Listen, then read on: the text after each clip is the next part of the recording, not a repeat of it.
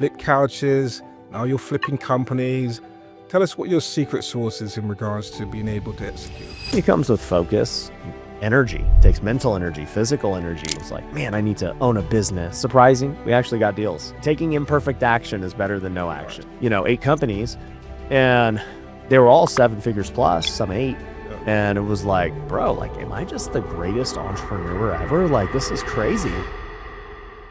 So ladies and gentlemen, we've got a very, very special person today. And what it is, this is where I'm different from anyone else, where I'm very transparent about what I do and how I go about things. So today I want to introduce you to an individual that has impacted my life severely in a positive way. So for the last 20 years, I've been in real estate. I bought hundreds of homes. But until I met this gentleman over the last 4 to 5 years, he has shown me how to be a better leader, a better father, a better person in faith, a better business person. And what I want to do today, or what we have the opportunity today, is learn from someone in regards to mindset. So I want to introduce Ryan Pineda. For the guys that don't know who he is, you must have been hiding behind a rock. But this person has over 1 billion views across multiple platforms. He's done thousands of deals. He's done great things as well, and he's impacting the world. So, Ryan, do you mind just telling us a little bit about yourself? It's funny. I haven't done thousands of real estate deals yet, but deals in general, sure. I flipped a lot of couches. I've done a lot of real estate deals, transactions. So, yeah. But, yeah, on the real estate side, bought and sold over $100 million worth of real estate. Started lots of different businesses, generated over $50 million online. Okay. And so, yeah, a lot of things, man. Yeah. So tell us about mindset. How pivotal is that in your business? Because it's not normal for a guy that has been an athlete, flipped couches, now you're flipping companies. Tell us what your secret sauce is in regards to being able to execute. Well, I think it comes with focus. Most people have a lack of focus. And that's something like even you and I have worked on, right? It's like, look, people would see something I'm doing and be like, bro, you're like doing so many things. But like you've hung out with me enough to know that I'm very focused on whatever it is I'm working on at that specific hour of the day. It's like we're here. I'm focused on whatever's going on right here, right now. And then I'm going to leave here and be focused on whatever needs to be focused on at that moment. And so, yeah, I think focus is a key. So do you think that level of discipline came from your background within sports in regards to putting in the reps, or how did you develop that level of being locked in and focused? Yeah, 100%. I mean, I think that sports played a massive role. I think that obviously your health and your faith and everything play a role too. I mean, because focus is more than just, oh man, like I'm just going to lock in. It's like, dude, it takes energy, it takes mental energy, physical energy, spiritual energy to do a lot of things. And so I think they all play together. But also too, I would say the main differentiator for most people is knowing what's actually the thing to focus on. That's the thing people don't know. Yeah. So let's talk about money, relationship with money. So what's your relationship been with money in regards to, have you been a steward of money? Did you come from money? What's your kind of relationship with money? It's interesting as it's evolved. I grew up in a middle-class family. My parents were both entrepreneurs, which, by the way, I didn't feel like influenced me to be an entrepreneur because all I ever wanted to do was play baseball. Okay. So it wasn't like I watched them and I was like, man, I need to own a business and do these things.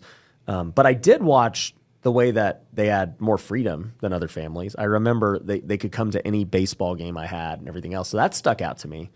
It also stuck out to me that, we grew up middle class. So, we had a pretty decent home and, had everything that we needed and went on vacations. It was great. But one thing I didn't realize about them was they actually were spending more money than they're making. And so they were getting HELOCs on houses. They were getting insane amounts of credit card debt and all this stuff. And so when 2008 hit, they lost everything. Okay. They lost their businesses. They got foreclosed on, my childhood home, lost everything. Wow. And so that was kind of traumatic going through because at the time I was 19 years old when that happened. So, I mean, I was off in college playing baseball and I didn't understand why they were struggling so much because we didn't really struggle before that. And then I found out the truth. As I became an adult, I'm like, wow, they really didn't know how to manage money. Wow. And when I finally got out of college and I became I got drafted by the Oakland A's. I wasn't making money. I was making $1,200 a month. Wow. And they couldn't support me. They didn't have money. And so for the first time in my life, I was like, wow, like I really need to budget and figure out how to make money and hustle. But I can't get a job because I'm an athlete. So I need to like leave 6 months out of the year. I got to train throughout the day. So I was forced to be an entrepreneur. And I would say the first probably, from 21 to 28, I was hyper frugal because of, I guess, that kind of trauma. Okay. So would I be right to say adversity is one of life's best teachers? And did that help you in regards to being a great money manager? For sure. I mean, not having money forces you to like make money and manage it properly. And I don't want to say, and then honestly too, I don't want to say I had a scarcity mindset because I didn't. Okay. I was just like, I'm not paying for anything unnecessary. I'm going to drive some 10-year-old car. I'm going to live way below my means, and I'm going to take every dollar I have and invest it back into whatever's going to make me more money. And, it worked. And then eventually, as I started making more money, I realized, like, at some point, you do need to improve your lifestyle. I remember 2017, I went from making... So, I'm basically making no money. My first first year flipping houses was 2015. I make $50,000, which still to me was like a ton of money. Yeah. And it was great. But then in the next year, 2016, I made $200,000. Right. And literally at that point, Mindy and I are like feeling like we're balling. Yeah. And, through that, I mean, we talk about stewardship and everything else. I mean, when I was making $1,200 a month, I was still tithing to the church. Okay. I was given my $120. Okay. And I see this all the time with people. They're like, well, dude, I'm just not making a lot of money. I'm like, are you making more than $1,200 a month? Because, I think unemployment and Social Security and stuff and, all those things are more than that. Yeah. Right? I was like, I still found a way to do it. Yeah. And by the way, I was engaged to get married. Wow. Like all these things. Wow. So I'm like, I really have no sympathy for those who can't figure out how to be generous and do these things. Wow. Because I did it. I lived it. And eventually, as we made more money, money just amplifies who you are. So I remember that first year we made $200,000. I don't think I've ever told this story, but Mindy and I made a commitment to giving even more. And so that year we gave 20%. And, God rewarded it. Yep. And I'm not saying that, this is a get to get or give to get type situation. Yep. I'm just telling you what happened. Yep. And then the next year we made $750,000. Wow.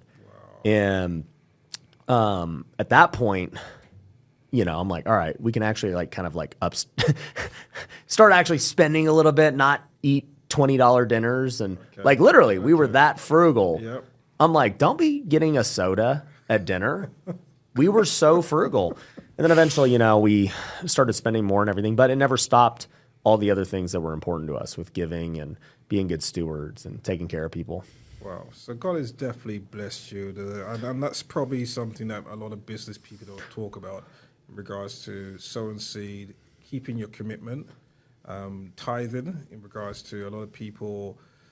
When they're going through financial difficulties, that's the first thing that they cut, when that's probably the first thing you should be doing. Yeah, for sure. That's beautiful. So I want to speak about leadership in regards to what have you done personal development to be able to develop these skills in regards to leadership? It's funny. I've never really read too many leadership books. I've never been to leadership trainings or seminars. And people have said, dude, you're like a really good leader. Where's that come from? And I said, well, the only thing I do is, I do my morning routine where I spend an hour with God every day. I read my Bible, I pray, I meditate, I memorize scripture. I do this every day. And it's like, the more I become like Jesus, which is what the goal is, that's sanctification. I would think that, he's the greatest leader ever. That's right. So therefore, as a natural byproduct of trying to become more like Jesus, I should just become a better leader. There you go. And so I think the leadership traits that any Christian should have if they're trying to be like Jesus is, you serve other people. It's literally our core values: serve others, not have an ego, come in humbleness, really care about your people. Don't make it about you. Really think about them. How can I make their lives better? How can I help them hit their goals? I mean, if I can do all of those things as a leader, then, I mean, people are going to follow. Oh, that's awesome, and that's something that I say to everyone: the best business book that's ever been written is the Bible. For sure. And other people kind of dilute things, and I'm like, bro, whatever you're learning in university, a lot of the business models and stuff is in the Bible, my friend. Like that's where it's all come from. Well, you know what's crazy is we had John Maxwell here in our event space, and so he was holding a leadership, conference thing, and he's obviously like one of the top people ever to teach leadership. And it's funny because John, we had this audience here, and somebody was like, yeah, John, I know you were a pastor and you're a Christian, and he's like, basically, John goes, most of my books, pretty much all of them, are just kind of from the Bible. Yeah. They're just teachings from the Bible, and I take them and make them, applicable to business and to, everyone, right? And he's like, but in the end, they're just really from the Bible. And I got on stage after him, and it's funny because, I have nothing but respect for him and everyone else, but I was like, guys, look, I've personally never read a John Maxwell book. I just haven't, which is kind of crazy to think, because I haven't found like a reason, at least for me, too. And I was like, but if this man just told you that all of his wisdom and knowledge comes from the Bible, let me ask you guys, how many John Maxwell books have you read over the Bible? Don't you think that that's a problem? Yeah, definitely. Like, I could probably already tell you what his books say because I've read the Bible so many times. Like, I don't need to read it. There you go. Going straight to the source. Yeah. Yeah. Well, that's fantastic. I was there as well, and I like the way you explained it to the audience, which was wonderful. So I want to speak to you about operations. So that journey of being frugal, and then your first hire, and getting from that stage of being a solo entrepreneur, and then getting to the next stage of building a real company. So how did that come about? Yeah, you start out as a solopreneur. I think almost everyone does. And then, I retired from baseball in 2017. 2018, kind of towards the middle end of 2017. So, I'm planning and prepping. I'm like, okay, I'm kind of like a free man for the first time. I've devoted my whole life to baseball, and I've been able to accomplish a lot in real estate, like kind of just being only half in. I'm going to go all in. Let's see what happens. And so I decided that year that I was going to go hire people, get office space, do all that stuff. And so I did. And by the way, I didn't know anything about hiring. I'm just like, I don't know. I literally put a post out on Facebook, and I said, hey, we're hiring. Here's the office. Show up. Here's the address, 9 a.m. If you want to be in sales, show up. Yeah. 6 people showed up. I hired all 6. Oh, wow. And I didn't know what to do. I just said, here's a list of sellers. Call them. Yeah. No dialer, no computer. Yeah. I said, here's your phone. Just call the numbers. Yep. And you know what's surprising? We actually got deals. There you go. Keep it simple. Like, taking imperfect action is better than no action. No action at all. So that was the start of all of it. And I think that, as time went on, I hired business coaches like my friend Gary and others, and they started to help me understand how to actually run an organization. And, today I like to think we're pretty decent at it. And a lot of it is just from running lots of different things. So you spoke about in the past that you used to do all of your seller appointments. So you were the rainmaker and also the closer. Yeah. So how did you build your reps in? Because you just started, and I think you mentioned in the past you started off as a realtor. Yeah. So talk to us about that in regards to your journey into real estate. Yeah, I became a realtor in 2010, hated it, and eventually quit after a couple of years. And didn't get, I literally quit for years and just started flipping couches and just doing random things to make money. And it wasn't until 2015 that I got back into it as a house flipper this time. But I would say, the flipping the couches was such a blessing that I didn't realize at the time because, I flipped 1,000 couches. Mm-hmm. So, that's so many negotiations. Yep. That's so many solving problems and doing hard things. Yep. I think some people cut their teeth door knocking and cold calling. I never did that, but I did cut it flipping couches, which may be harder, arguably. So that I think helped me out for when I started to flip houses, because I was like, dude, I already know how to lowball people. Like I ain't scared if they say no. It's not a big deal. So yeah, that helped. And then, as time went on, I just got better and better. And I was the one who got all of our deals for years. And then eventually I hired other people to get deals. And then eventually I started doing new forms of marketing that were more expensive. And, one of those was TV commercials. And I remember we were not converting. And I'm like, I just spent 20 grand this month, no deals. And I'm calling my guy. I'm like, bro, TV doesn't work. He's like, are you going on the appointments? He's like, you're the guy on the commercial. I was like, nah, but like they're not converting. He's like, try going on the appointments. So I went on the appointments, and I remember that first month I locked up 200 grand worth of profit. I was like, okay. Yeah, I guess this is a good use of my time. Like I don't have anything else that makes me 200 grand. Yep. So I started going on appointments, and I actually only did that for about a couple of months, and then COVID hit. Okay. So appointments didn't last long. And when COVID hit, my trajectory changed because I couldn't go on appointments. So now we had to close virtually. And on top of that, I decided I wanted to do social media. Yeah. And so when I came back, when they kind of lifted everything, we came back in the office in May. Yeah. And I was like, guys, I'm training somebody else to do the appointments. I'm going to focus on social media because I think that the opportunity is massive. And I think that the time is right now to strike. And it proved to be a wise decision. So talk to us about COVID, because I think for many that tested our business in regards to being able to be resilient. And some of us used our time more productively than others. So do you think COVID gave you the time to kind of reflect, pivot? Because you launched this kind of social media marketing in a huge way, which most people didn't even have it wasn't even on their radar. No. So talk to us about COVID and how you started, or you decided to pivot more into the marketing side, or being a better marketer. Yeah, I mean, at that time I had 50 house flips going on when they shut everything down.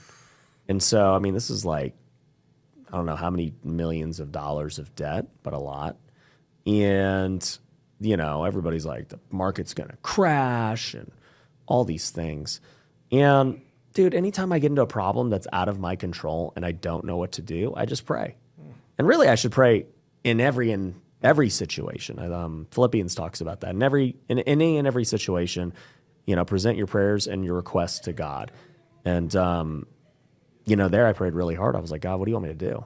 And the word I heard was social media.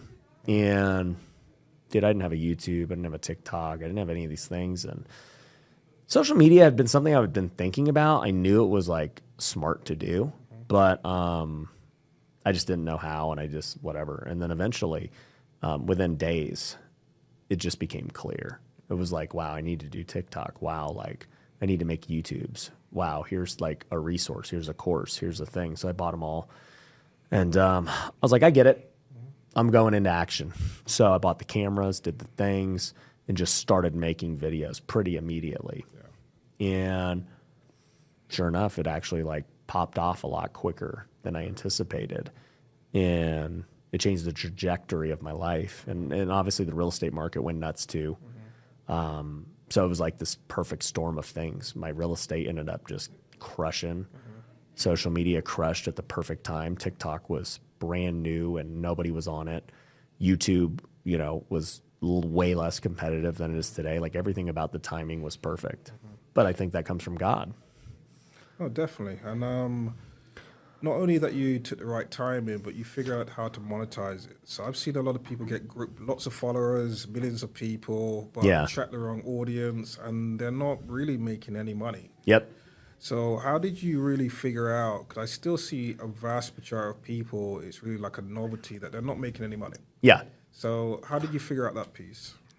Well, I think you have to think with the end in mind. And so when I started making content, I knew that it was going to lead to people wanting to be coached. I mean, that's like the number one way in at least the business space.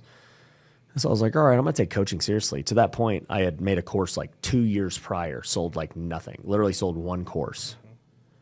And it was like nothing. And I was like, okay, if the social media thing does work, then I'm going to push them to this thing. And it did.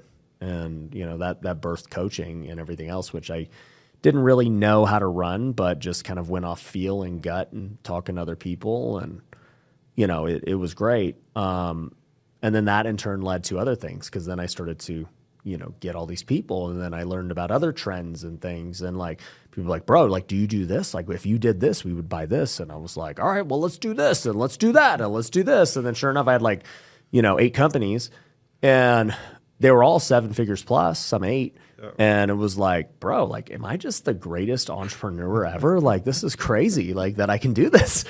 This is all spanned in like a year and a half. And you realize you're not the greatest. You realize that a lot of times you're a product of a trend or timing or whatever. And when those things stop, then the music stops. And so then you have to learn how to deal with closing things down, fallout, lawsuits, losing money.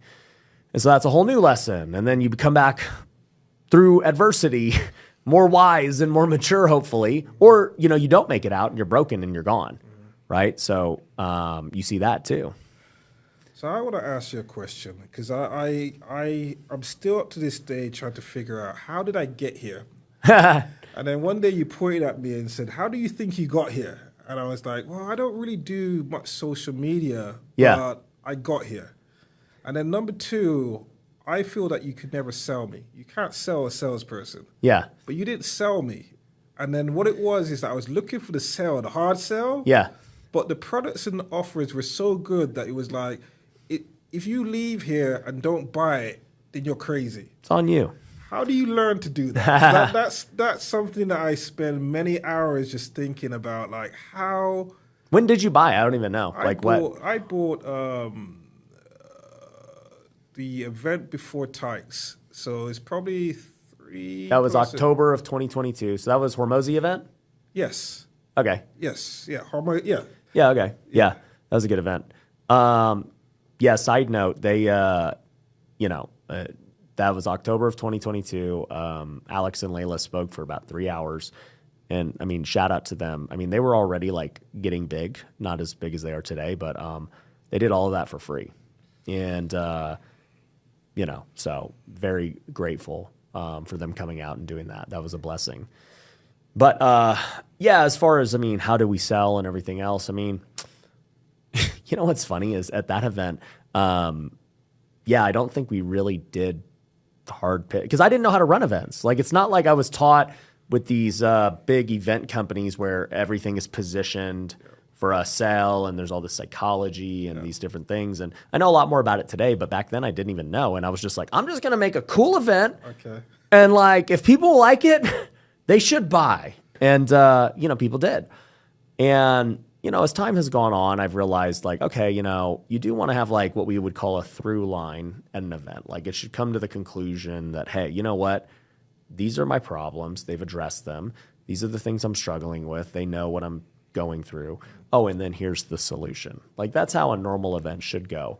But, I've done things differently, and I've done variations of both. Like, WealthCon over the years has not had any of that. WealthCon's just like a hodgepodge of random great things, and you're like, this is awesome. This guy's over here talking about social media. This guy's talking about selling his business for $100 million.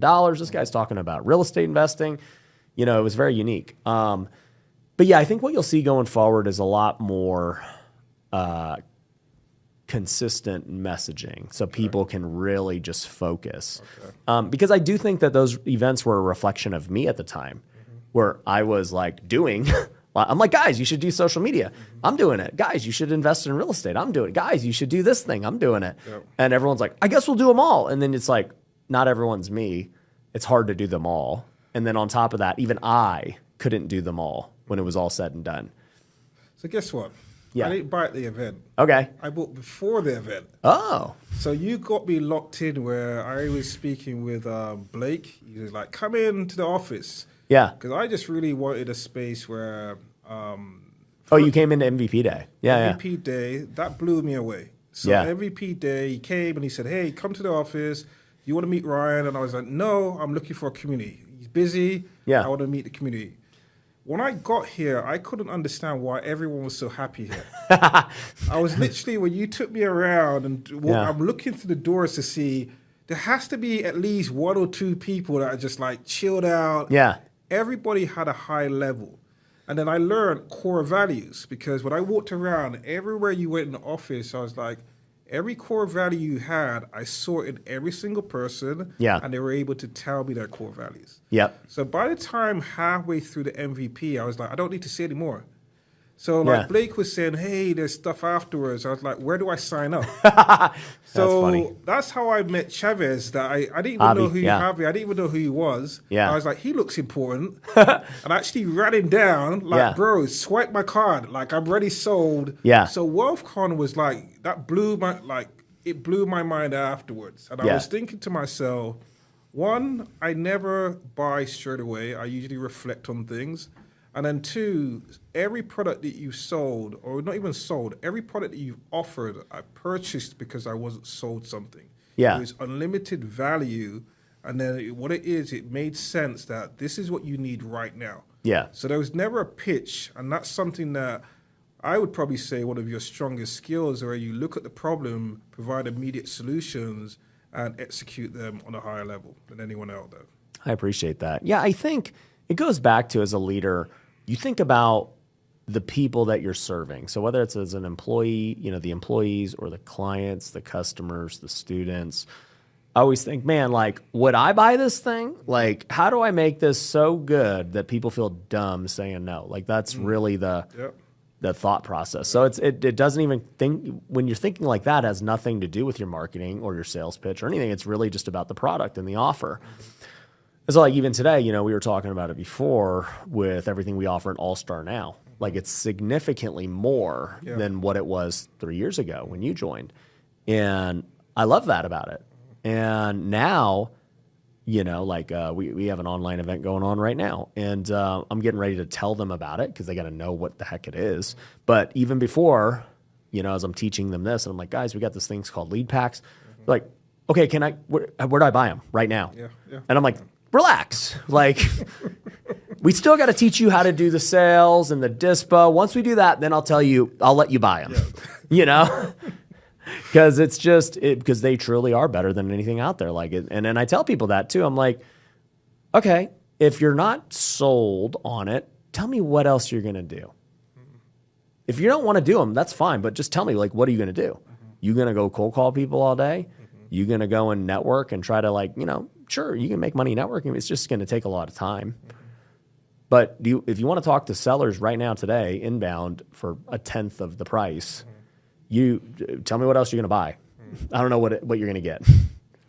It's like I said, the offers. So every event since then, Trisha, my wife, says to me, Darrell, I know you're going to be buying. You're a buyer. And that's weird because I don't spend money unless it's a deal. Yeah. So that's something that I said to myself, I have to learn this thing because I've never experienced something like that previously before. So before we wrap up, I want to just end by talking about faith. Okay. And I say to everyone that that's the strongest currency that you can have. Yeah. I remember a couple of years ago when you made a decision really to kind of get deeper, because you were deep in your faith anyway. And from a customer or a student far off, I felt that and also made that decision in my own business. And I thought to myself, how did that happen? Yeah. So talk to us about really your journey with faith and where you are at the moment. Yeah, I mean, I grew up in the church my whole life, and I'm grateful that I was raised by parents and my grandma who have strong faith as well. We went to church literally every Sunday. My grandma would read me Bible verses in the morning. My parents didn't smoke. They didn't drink. They're still married, 40 years later. And, so you see the fruit of faith. Now I said they weren't the best with money, but everything else, amazing, loving, serving parents. Faith was a huge part of my life throughout my life. And I just knew that too, even as a teenager and everything else, I was going to commit my life to God. So I wasn't dating and sleeping around and all those things. My wife, Mindy, was actually my first official girlfriend. And we met and got married really fast because we wanted to do things the right way. I think God has blessed that. And, look, I'm not here to say I'm perfect by any means. Over the years, I've had to grow in my faith in lots of different ways. Whether it's battling lust and pornography, or whether it's battling greed and pride, things that come with business and success. So, you just keep going through those things. And, I just came to the realization a few years ago that God was calling me to be even more bold in my faith. Because like you said, I was talking about faith the whole time, just not as deep and not as frequently as I do today, because I just have realized, God has given me a platform and success and different things for a reason. And I also just kind of looked at it too as if no one else is doing it. And if it's not going to be me, then who's going to do it? Yeah. And I was like, if no one's going to do it, then I have to do it. Yeah. I didn't ask to do it. Yeah. I felt like God was calling me to do it. So I did it. And we started putting worship in our events, and I started bringing pastors, and then we started Wealthy Kingdom with the nonprofit. We had over 3,000 Bible study meetings last year. Amazing. I've seen so many people saved. And my own faith just continues to increase. And now, even on the supernatural side, I've seen the craziest things you can imagine. I've been a part of it. I've seen people miraculously healed of things like cancer and pain and everything else. I've seen demons cast out. I've seen, prophecy and vivid, dreams and all the same things that are in the Bible. People just don't believe them. Yeah. And once you see all these things, you just are like, oh my gosh, this is real. Why do people not know? Why don't people talk about it? And it's like, all right, well, I guess it's time to bring awareness. And so I think that what you experienced with the culture of the office and the optimism and the hope and the faith, it's that the essence of the kingdom is contagious. And so if I am to bring the kingdom here on earth, because that's what Jesus says to do, hey, bring the kingdom down to earth. It's not like we're waiting to go to heaven. No, it's here right now. And so it's like, man, I got to bring that culture with me wherever I go. If I go to a new space, a new event, new people, it's like when they walk around me, they're like, why does the I don't even know what it is, but it just, something feels different. Yep. And it's like, yeah, that's supernatural. And that's what that is really what drew me, because I've never seen that before. And you still can't really see it. There you go. You feel it. There you go. And that's where that's something that I said to myself. I wanted to be a part of that. At the time, there was a period of time I wasn't going to church. And the environment that I came into with you guys showed me that I needed to go back to church. Yeah. I looked forward to the prayer sessions in the morning. That was probably the highlight for me of all of WealthCon. Oh, yeah. Yeah. I've never been around Christian entrepreneurs before. Usually, sometimes the church says about, you shouldn't be making money and it's frowned upon. My church doesn't do that, but I've been through that situation. So I want to just say thank you very much for that, because that helped my family tremendously. My wife has been to Vegas as well. It's helped our relationship as a marriage. Amazing. And then also as a leader, something that you've taught me in regards to having balance of life. Yeah. You're the only entrepreneur that I know that actually goes home at 5 o'clock, lives a life and be happy. That's not normal. So I want to commend you for what you're doing. I'm happy to call you a friend as well. And I'm excited about your future. Thank you, bro. I'm excited for all the things you're doing. And if I can just play a small role in the impact that you're going to make on other people, then I know I've done my job. Excellent. All right. Well, thank you very much, guys. Today, like I said, we've given you some real transparent, intentional information. And like I said, the main thing, information is worthless if you're not willing to take action. So today, what I want you to do is take action today, okay? Don't procrastinate, take action so you can execute at the highest level.